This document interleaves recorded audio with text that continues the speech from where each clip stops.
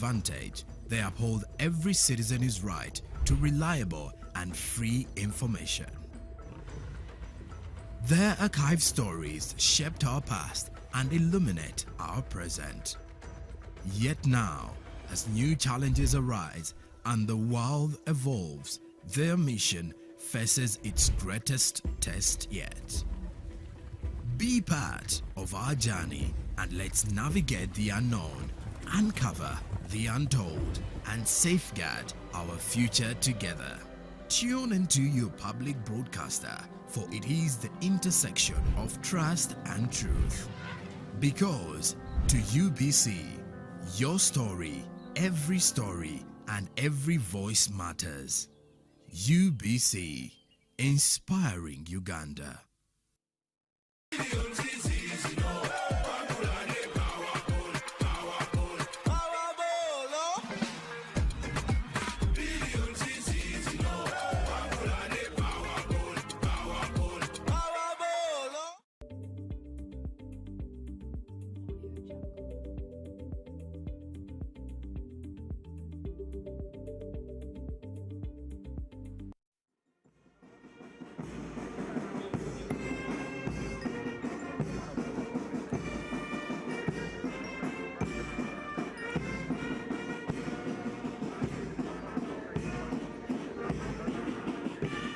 His Excellency General Yoweri Kaguta Museveni, the President of the Republic of Uganda and Commander-in-Chief of the Armed Forces, assigned Uganda Prison Service a task to produce food and animal feed.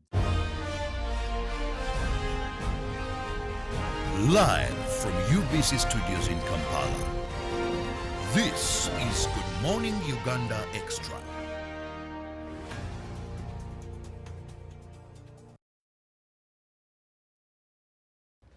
Good morning and thank you so much for being with us on UBC TV. Welcome to Good Morning Uganda Extra. I'm Robert Chiravo Nyonyintono. Now, I usually have a guest or guests in studios, and this morning I'm going to be focusing on matters of health, completely health. And what are we going to be discussing? That is a condition known as autism. Most of the times you could have heard of this, but I'm not the expert. I have Aloysius Mutawe, who is a professional pediatric occupational therapist and the director, Golden Bamboo Special Children's Center. You're most welcome. Thank you, Robert. Thank you for having me today. Dear viewers, my name is Aloysius Mutawe. I am an occupational therapist. I have worked in a pediatric range for the last close to 9 years, and I am the director, Golden Bamboo Special Children's Center, where we work on children with autism. They get their treatment, therapeutic activities, and education. Thank you so much for having me this morning. Now, briefly, in a layman's language, for our viewer to better understand, when we talk about autism, what is autism? Wow. Thank you so much, Robert. Now, autism is possibly a condition that very many people have encountered out there, but may not have got a lot of details about it. To begin with, autism is a lifelong neurodevelopmental disorder that affects a child's development of social interaction, behavior, communication, and sometimes sensory functioning. Now, to break it further, when we say it is a neurodevelopmental disorder, what do we mean? A neurodevelopmental disorder is that kind of disorder that a child gets at their infancy stage. It manifests at the early childhood, but will affect the functioning of the brain and the spinal cord. So, autism, to be specific, it affects the brain and the spinal cord. Actually, the brain in most cases. And that is why, in most cases, how you tend to see it is through the child's failure to perform those activities that are facilitated by the brain. Another thing that we need to note, autism manifests with a variety, in a variety of symptoms and severity. So very many children with autism will manifest with different symptoms. They are all diagnosed with the same condition, yes, but very different manifestations. They will exhibit different symptoms and their severity levels. For that reason, it is called a spectrum. Actually, very many people know autism as autism spectrum disorder. And the word spectrum is derived from the fact that it manifests with a variety of symptoms and then their severities. Yes, so in simple terms, that is autism. Now, that explained, let's also look at the prevalence. How big is this problem? Because most of the times, someone could have a healthy condition, a child with a healthy condition, and maybe you think you're an island, but when you know that maybe it's this percentage, you're encouraged, you seek attention, you seek treatment. It's one of fighting stigma as well, knowing that we are many, we need to just unite and do better. Thank you. Now, with autism, on the unfortunate side of it, there could be very scanty data about its prevalence, but what we know, to begin with, the World Health Organization estimates autism as a condition to be existing in a minimum of 3 to 4 children in every 100 children's population. Meaning where you find 100 children, 3 children will be having autism. And on the other side, we have to note that this prevalence is 4 times higher in boys than the girls. So would that be explained why? For now, the ongoing clinical research has not explained that, but we pray maybe one time that will be clinically justified. Yes. However, we also have to note that organizations, international organizations like CDC, that is Centers for Disease Control, have from 2012 have acknowledged an upward trend, an increasing trend of the prevalence of autism. The cases are increasing from 3% to almost 4 to 5%. Those are the latest observations from organizations like CDC. But again, here, on the unfortunate bit of it, Uganda and Africa at large, we still have a lot to do in that case. Because what we have noted is the National Population and Housing Census, that is our institution responsible for the numbers. So far, they have not given us statistics so specific on autism, but they rather generalize the data for disability, where autism lies. However, for now, the little we know, the assumptions that are available in our country also indicate that the numbers are shooting to 4 of every 100 children's population. Those 4 children will be manifesting with autism. Still the same observation that the numbers of autism are more in boys than the girls. Yes, so that is how bad the problem is. Every 4 out of 100 children will be diagnosed with this condition called autism.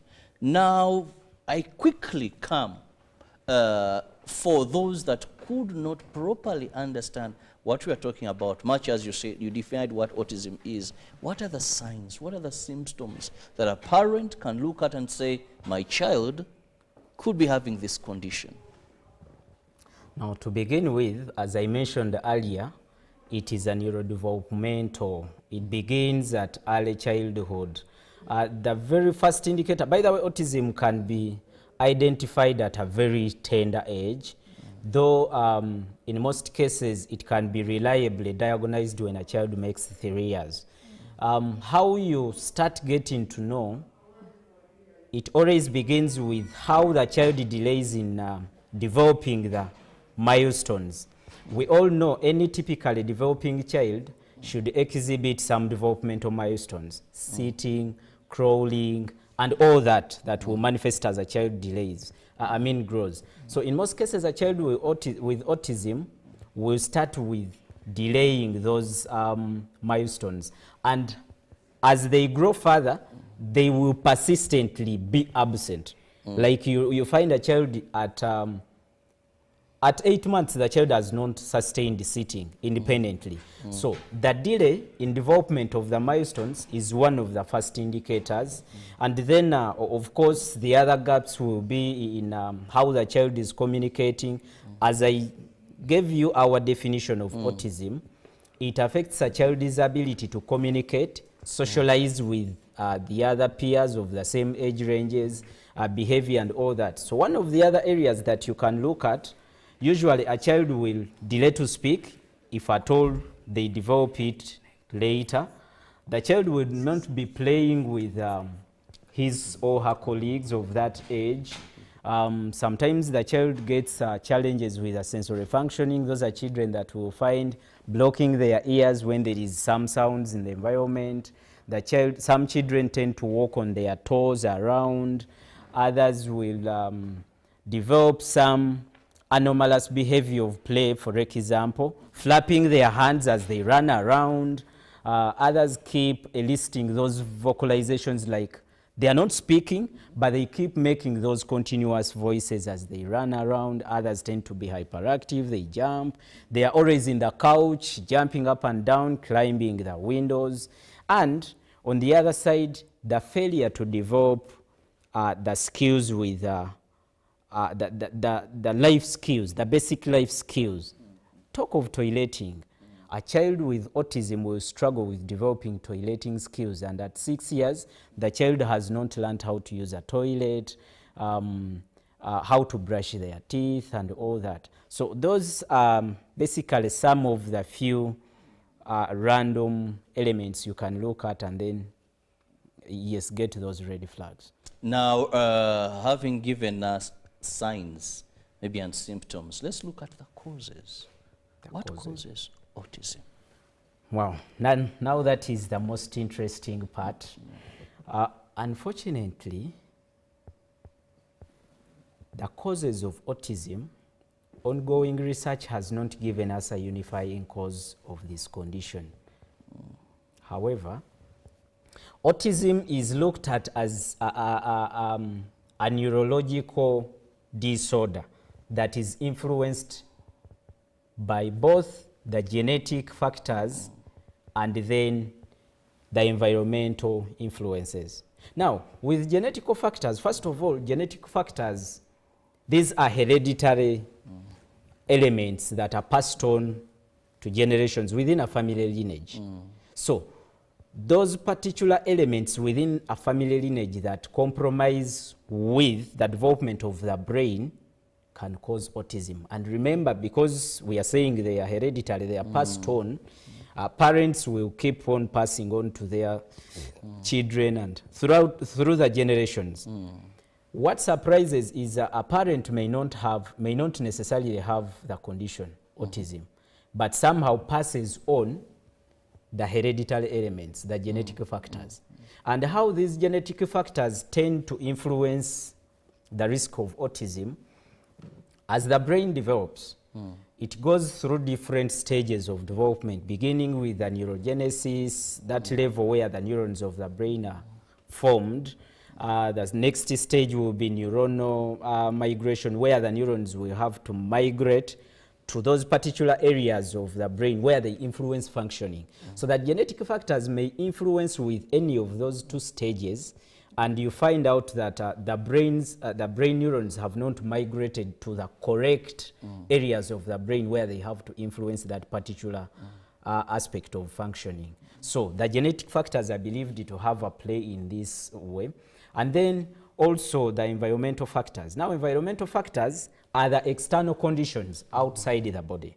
So how do they happen? Some of these environmental factors would include now like birth disorders. Yes, those are unusual happenings at birth, maybe delayed birth.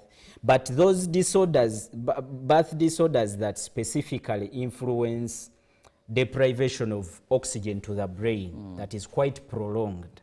Yes, because whatever is happening with autism has something to do with the brain. Any prolonged deprivation of oxygen to a developing brain will definitely have a very significant influence. So those birth defects are there.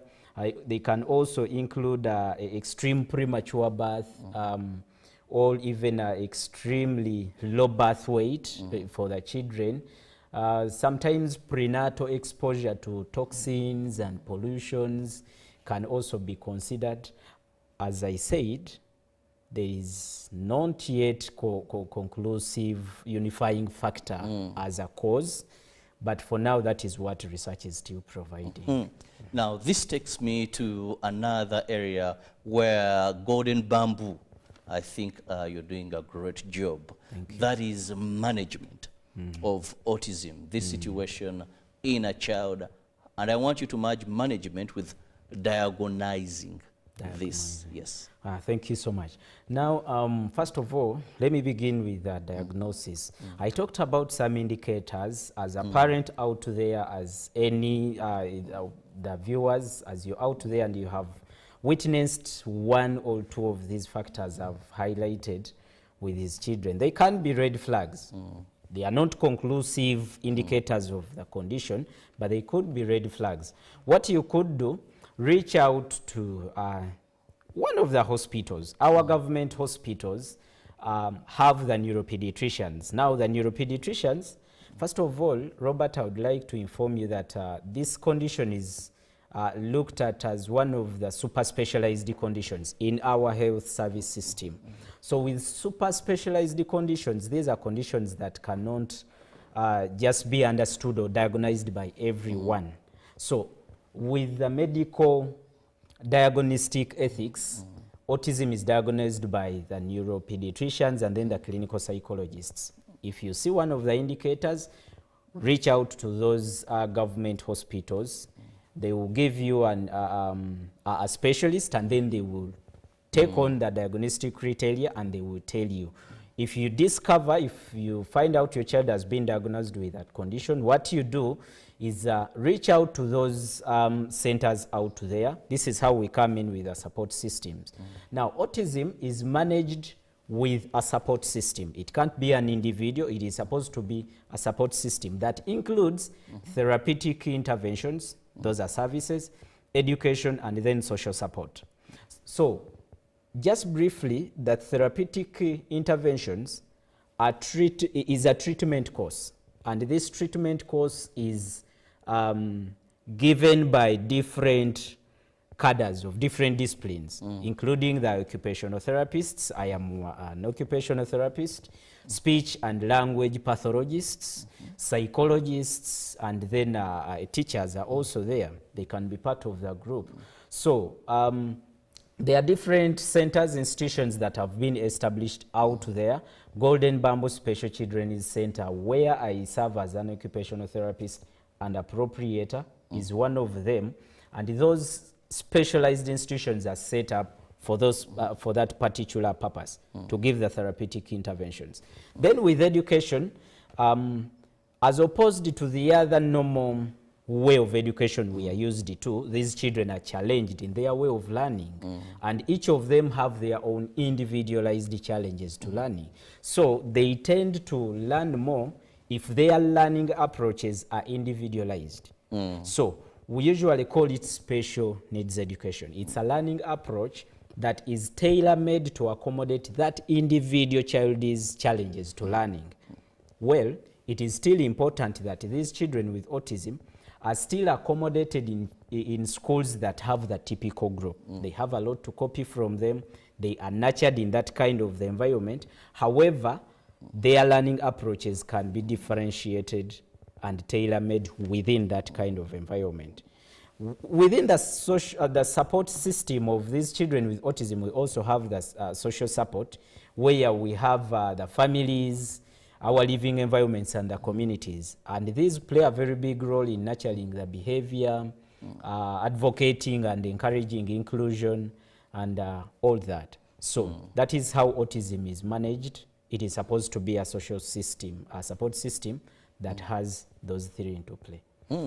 Well, so much we've learned today regarding autism, and I know many parents are there. The situation has not yet been diagnosed. So if you look at some of the signs we've discussed, go and have that child diagnosed so that, if it is autism, The Mutawes of this world are here. Golden Bamboo Children's Center is here, and they'll be able to help you start that course, that support system for that child. As I let you go, do you have an X handle? How does someone get to Golden Bamboo? With Golden Bamboo Special Children's Center, first of all, we do have our website. Our website is www.goldenbamboo.scc.org.ug.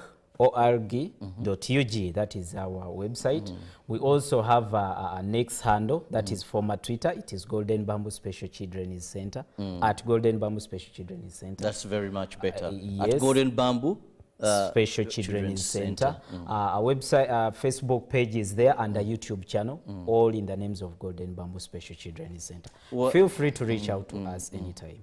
Well, thank you so much, Aloysius Mutawe. We've been looking at autism, that situation, that condition in our children, and how best we can manage it. Please do not keep that child away. Do not isolate them. He was very clear on the causes of autism. It's nothing to do with witchcraft. It's nothing to do with bad luck. It's a medical condition that is permanent forever. But when we give these children the assistance, they can live and enjoy life better. Well, I'll take a break, and when I return, I'm still discussing issues or matters regarding to health. Let me have this break.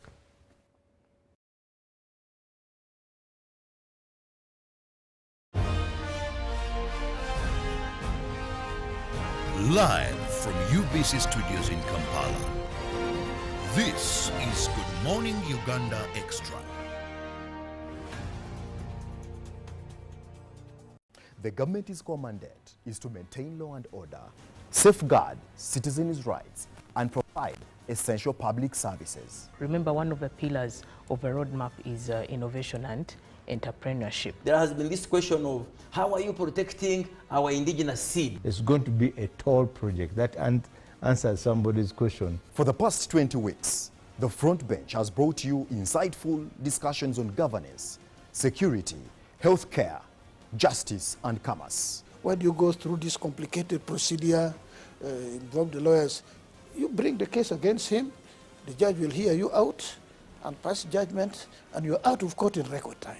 We remain committed to keeping you informed and engaged on key national matters. So these are Step into a world of excellence, comfort and pride with Royal Foam Furniture, crafted to perfection right here in Uganda. We bring you state-of-the-art living room furniture and bedding products at affordable prices. Our wide variety of mattresses include orthopedic, pillow top, spring mattresses suitable for institutions like hotels, and many others for home comfort.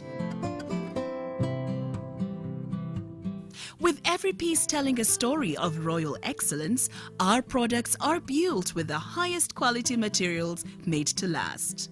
Experience royalty with Royal Foam Furniture, proudly made in Uganda, so buy Uganda and build Uganda. Visit our showrooms at Ginger Road, Chambogo Junction, Bukota Chisasi Road, and on Victoria Mall, Entebbe, on the first floor. Live from UBC Studios in Kampala. This is Good Morning Uganda Extra.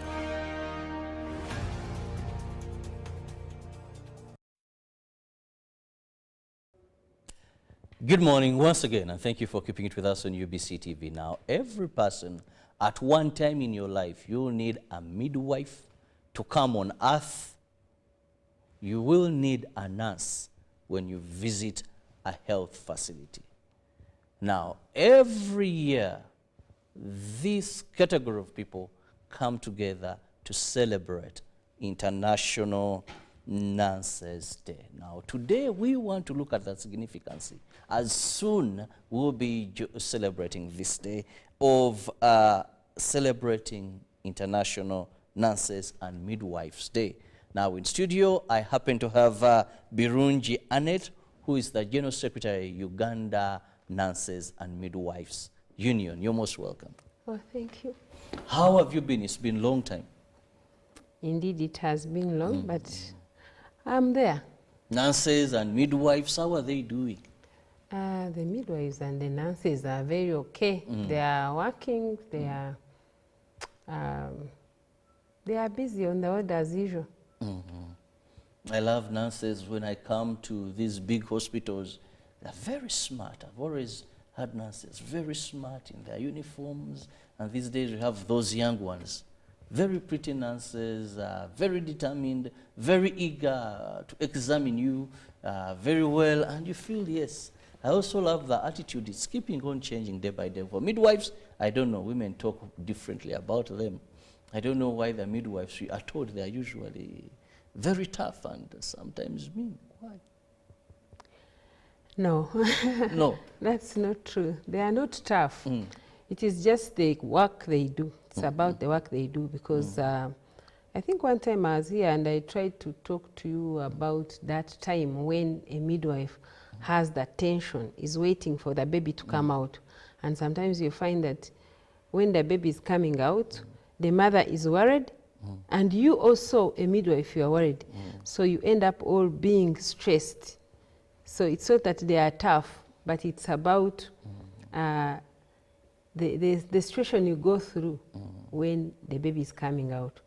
Have you ever seen anywhere where a family is expecting a baby and, okay, you can be happy, but when it comes to that labor, you get worried because you don't know how the results will be. So that's what makes the midwives at that time tough. But ideally, I don't think the midwives are bad people. The midwives are not bad people. And I'm sure people like them because we come to us, they are the first people to see us, and we come to us because they put in a lot of effort during the time when you are pregnant and the time of labor and even the time after giving birth. They are there for you. So you can't tell me. In fact, they are the most simple people. That's what I can say. Now, you're the General Secretary of Uganda Nurses and Midwives Union. Briefly, shortly, tell us about this union. Is every nurse or midwife in Uganda a member of this union? What do you do? The union is supposed to register the workers. Uganda Nurses and Midwives Union registers the members, the workers who are nurses and midwives. It's a professional organization. And the union itself, by mandate, it is supposed to champion the issues of the nurses and midwives. At work, the things that are affecting the nurses, to champion their interests, to make sure that while they're at work, they are safe. They have everything to use, which are provided by the employer, and themselves, they are also supposed to work to make sure they satisfy the community. So the union, you join the union, and when you join the union, you will, every month, the union, you subscribe some amount of money on your salary. And at the end of the day, we make sure that your interests, your rights at work are protected. Just like a number of unions. Yes. Like anyway, if you followed so well, and their apex is that is NOTU, that brings them all unions together. NOTU is the umbrella body, and COFTU. And COFTU. Yes, but we are around the, right now it can be like 47 unions registered under the Ministry of Gender, Labour and Social Development. Now let's go direct to this day that is celebrated every year, where we see nurses come together. Many have asked, what is the significance of celebrating such days? Now that I have you, for the nurse out there, why should they even be excited that their day is soon happening and they should be part? And why would they have the reason to? We celebrate every year International Nurses Day because we remember the death of Nightingale, the founder of modern nursing. And she was a very, very important woman that started nursing in the world.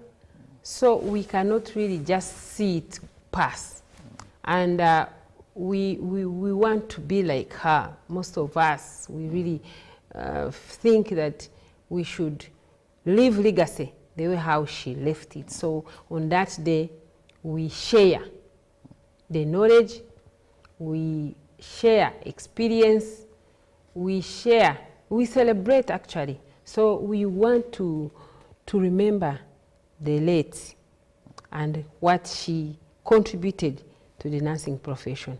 So we know that she lived 90 years, and we also want to actually see what made her live all that long. Why did she even start nursing?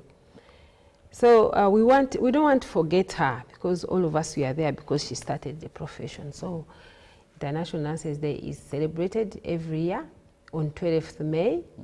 But this time in Uganda, we are going to celebrate it on 23rd of May in Kumi district. We usually rotate districts, and last year we celebrated it in Rukunjiri, but this time we have taken it to Eastern. We rotate because the nurses are all over the country. So yeah, we really want everyone in Uganda to know about this day and also celebrate with us, especially thanking us, motivating us. I understand there are some hospitals on that day, they don't do anything to the nurses and the midwives. In fact, that is one of the reasons I came here. I want all of us to understand the day, appreciate the day, and we all celebrate. I invite you, all of you, to come to Kamuli on 23rd May to celebrate with the nurses and midwives of Uganda. You said, oh. Yes, in Kumi. In Kumi, yes. Yes, celebrate with the nurses and midwives of Uganda. The guest of honor is going to be His Excellency, the President of the Republic of Uganda. And we are going to be there with him. He has always celebrated with us. He has missed like twice, I think, but all the years he has been celebrating. But always delegates someone. Yes, but always he delegates someone. But this time we need him because we have other things we need to discuss with him. We need to change this nursing profession. We need to see where are we going, what things are we supposed to put in place so that to improve healthcare delivery. Yes. We are talking about the significance of celebrating International Nurses Day, and this year they will be in Kumi district. His Excellency is expected. For him, we expect him until he arrives, but still he will delegate in case he does it. But the prayer is that, of course, from his very busy schedule, he's able to be with the nurses and midwives in this country. Now, when we talk about nurses and midwives in this country, how big is this fraternity? The nurses and the midwives in this country who have registered with our authority, Uganda Nurses and Midwives Union, Uganda Nurses and Midwives Council, to practice, there are around 40,000. 40,000? 40,000 nurses, and those are for government, those that are working with government. But we have around, we double. The nurses. We could be having about 80,000 yes, nurses. Some of them are outside, they don't have jobs, they are working. Others are working in NGOs, in private clinics, but the total can be around 80,000 nurses. Now, when we talk about this... Others have not also registered. Hey. So, yeah, they have not registered with the Nurses Council, but they are still outside there, so the number comes to that. Now, when we talk about the number, let's look at the plight of nurses as we gear up to these celebrations where you're calling upon every nurse to celebrate. Let's talk about the welfare. These people you represent, the midwives, the nurses, how would you rate their state of affair? For me, one thing that I call for this year, I would like all of us to appreciate the work of a nurse and midwife. Because I know the moment you appreciate our work, there is no way you will not reward us. There is no way you will make us suffer. There is no way you will look at us as nothing. The moment you take time to understand the work of a nurse, the work of a midwife, you will always be part of them.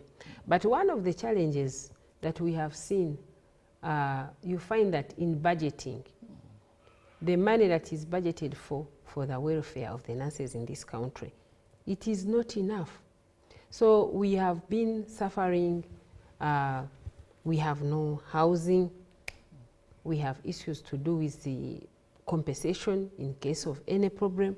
You take your, you expect the government to compensate you, especially though all those people who suffered during COVID and even those people who died during COVID, they were not compensated. So we have been wondering how the government looks at us and how people look at us. The people have failed to understand the work of a nurse and the work of a midwife. In fact, they understand more, people understand more the work of a doctor than a nurse, and yet the doctor cannot work alone. I want to tell you viewers outside there that the doctors cannot work alone. We are your heartbeat.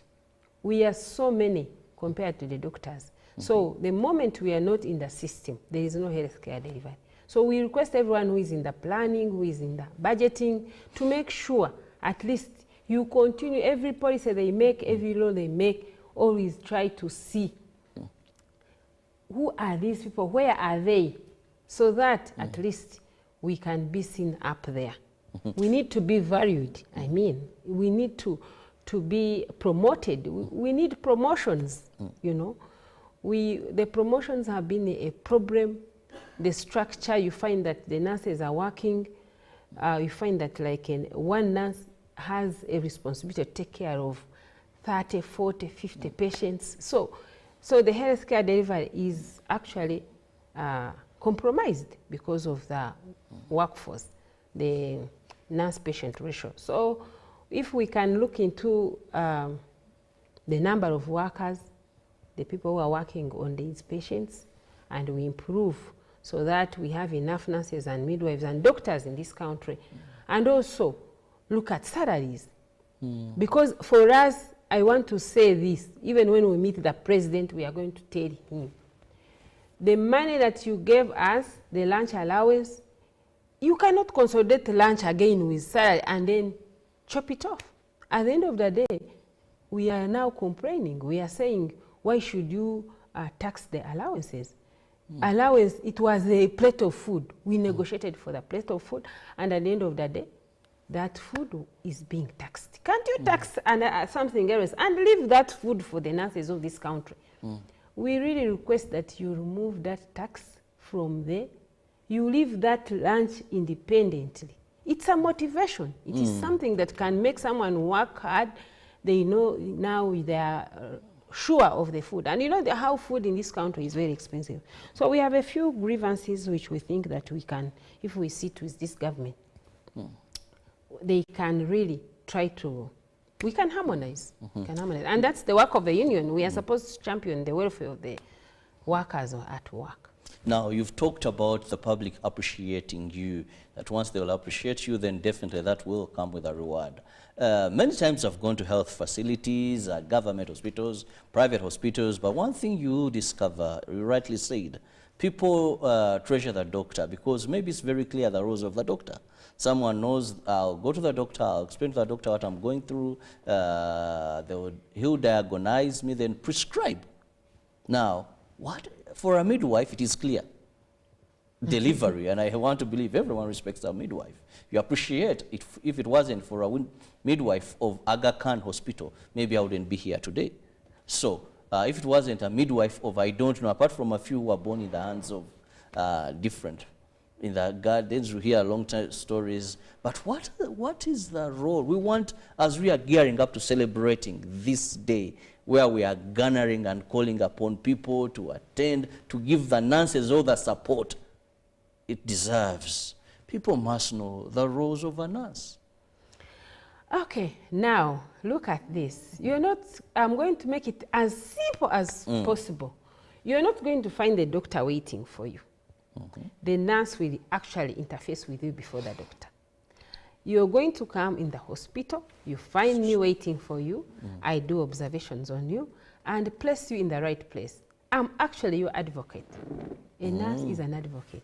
A nurse will quickly tell the doctor how you are before the doctor comes to know. Actually, that is how I can say receiving patients is our work. Taking observations is also our work. But also preparing everything that the doctor uses. It is me. I'm actually the storage. I'm the one who knows where they are. I'm also the one who is going to prepare those instruments that they will use on you. I'm the one who is going to give you the drugs that the doctor is just going to write. You understand? So the care, the love, all the discussions that happen between you and your parent and the doctor, I'm the one going to actually implement them. So when I look at the numerous work that a nurse does, you see Nightingale, she looked at those soldiers in the hospital and she realized that they needed hygiene. So one of the things that we remember about Nightingale the late is that Nightingale kept hygiene in the hospital. So the hygiene you see in the hospital is actually a role of a nurse. The doctor will work and leave the things there. I'm the one to clear there. But I'm also the one going to make sure that you don't have an infection. Because after now, I'm the one going to dress you. Isn't it? Let's say maybe you have been in a theater and you're going to the ward. The one going to prevent that infection, I am the one. And I will, after when they have even disorganized you, you know, you are now a patient. They have given you to me. You are now post-surgery. You are from the theater. I'm the one going to look at your blood pressure, respiration, everything. Temperature changes, everything. I am the one. Then I will report to the doctor. So how do you sit on discharge? You want to go and say, where is the doctor? I allow you to go to the doctor's room and you're going to go and appreciate. So on this day, it is International Nurses Day. Come and appreciate this nurse. Get a gift, send it to me so that I can be happy. I know not everybody appreciates, maybe some of you have not been sick before, but your parents, your children have been in hospitals. So we would like to put nursing profession up there.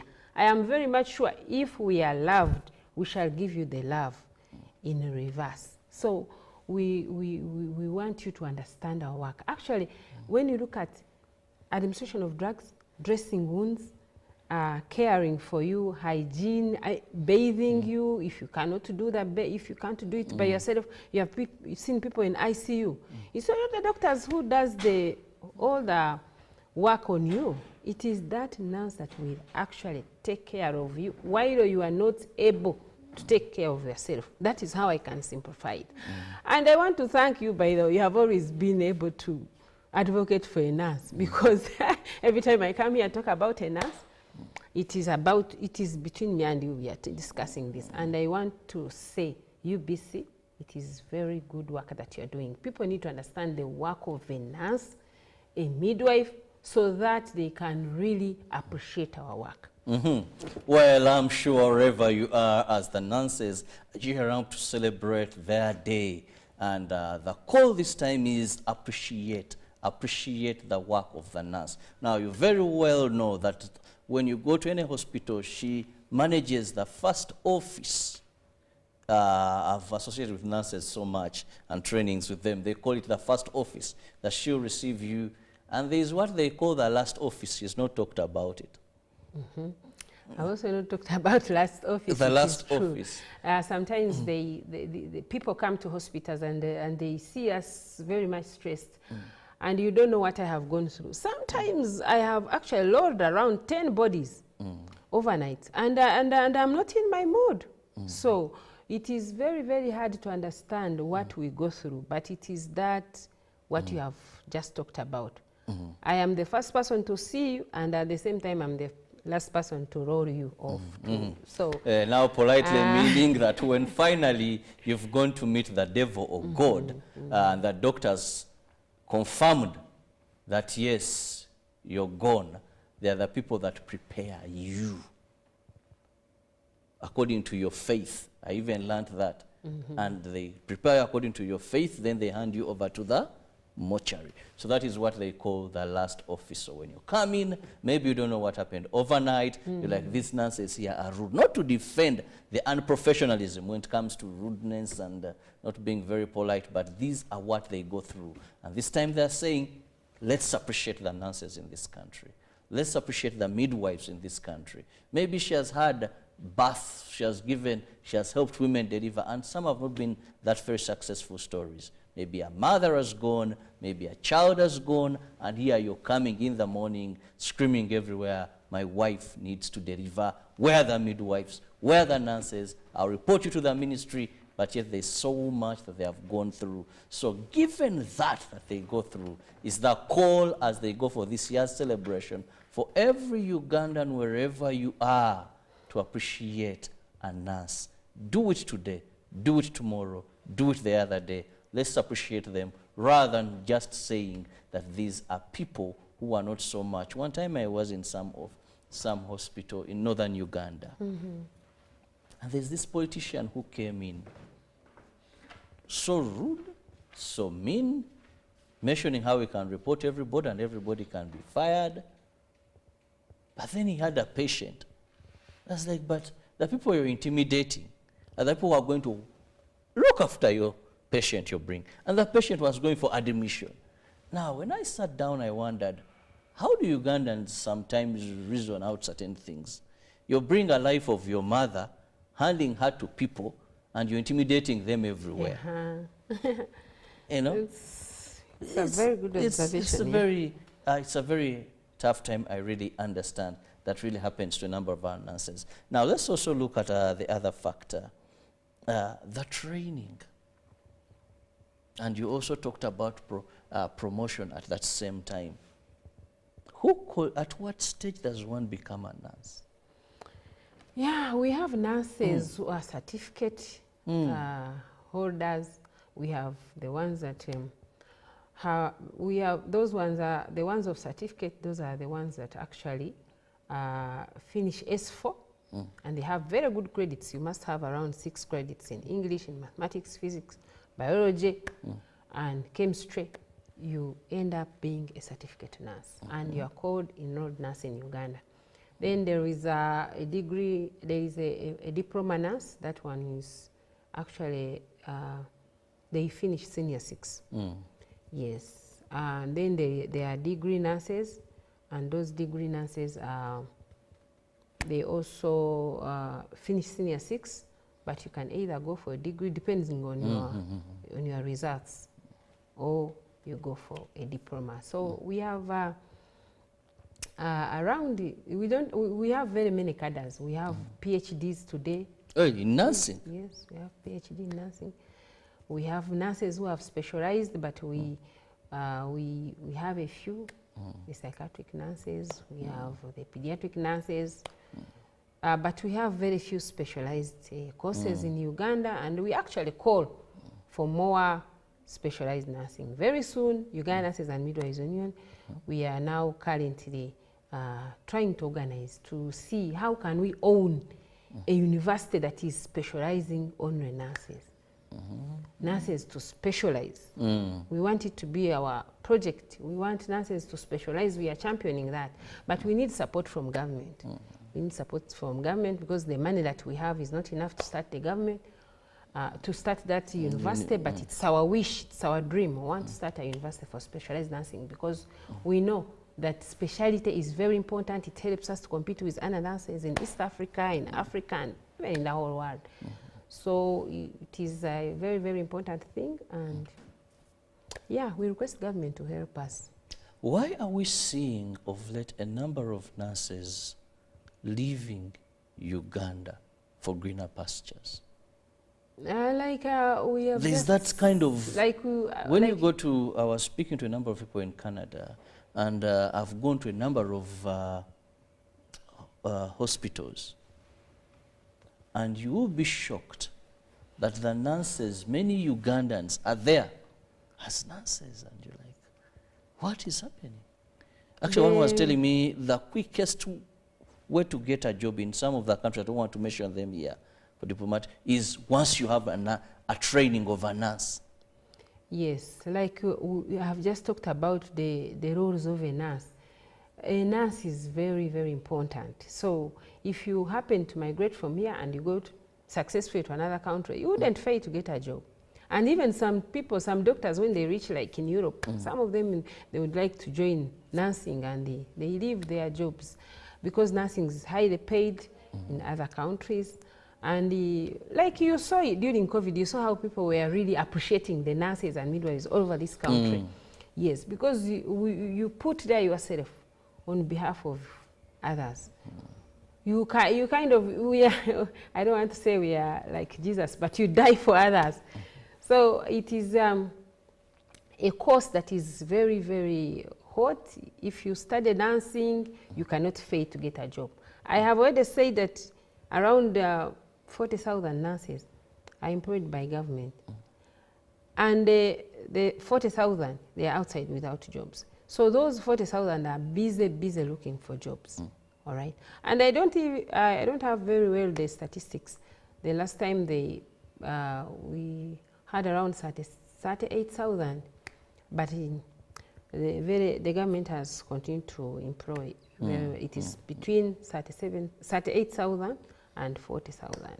That is the number of the nurses employed by government. So most of them, they're outside, they are looking for jobs. And the cost is very expensive. So we would like government to actually consider bringing these people on board, especially those that have studied public health. They can still go in the community, do health education, but we want nurses to get jobs. We want nurses to get jobs. And on that day of International Nurses Day, we want to discuss how can we get jobs, because the nurses are many. We have a scientific conference, which usually also happens. That one I had also forgotten to talk about it, because we need the hospitals to send there the nurses and midwives, because during that scientific conference, which we prepare as Uganda Nurses and Midwives Union, we share a lot of knowledge. But you find that some hospitals, they don't want to pay for that conference. And the conference, it's not expensive. You pay around the 150 for that conference, the entrance. But you find that most hospitals, they don't pay for their nurses to go and update their knowledge. So I call upon all the hospitals. And the other thing maybe that I need to tell you, we need to show, if you show a lot of support to these nurses, they continue having hope. But you look at, I want to say this and also request the government, let us get interested in this event. There is a scientific conference that needs support, but also the celebration, International Nurses, they also need support. You find that we cannot even access tents from government. We cannot access water. We don't have any budget. So we need support from the community. Okay, let me now request the community, come and help us. We want to eat, want to celebrate. We are going to be giving awards to the nurses that have excelled, those nurses that have done extraordinary work. So that day is a very big day. So even now, as organizations, you can start contributing. And our offices are in Mulago. Uganda Nurses and Midwives Union is in, the headquarters are in Mulago near First Pharmacy. Yeah. Well, time seems to be flying so fast. I must let Annette Birungi, the General Secretary, Uganda Nurses and Midwives Union, leave room, of course, for Behind the Headlines to kick on replay of that. But if I let you go in just 1 minute, what is your final message to announce there, maybe who feels like they have lost hope or they're not appreciated enough? The nurses and the midwives there, the nurses and the midwives who are outside there, I also not forget the community. Let's work, all of us, towards improving healthcare delivery. The health is very, very important. Right now, you know very well that we lost one of our nurses this year. In Mulago, the nurse died of Ebola, and also that day we shall be remembering that nurse. So we want you to continue working. Don't lose hope. You were chosen by God to love and serve, and you are aware. But Uganda Nurses and Midwives Union is championing your interests. We have not forgotten you, and we know that we are going to take your information to government. We are going to take information to the president of this country to make sure that your welfare is improved. So please keep heart, continue working. We love you, and we also love our patients. Thank you so much. Well, thank you so much, Annette Virungi, General Secretary, Uganda Nurses and Midwives Union, and you, our viewer, thank you so very much. Have a lovely day. May the Lord bless you.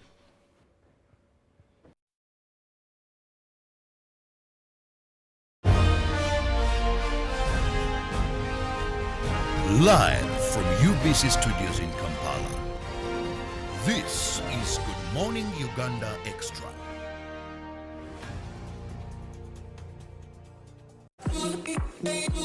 When you want to relax your body,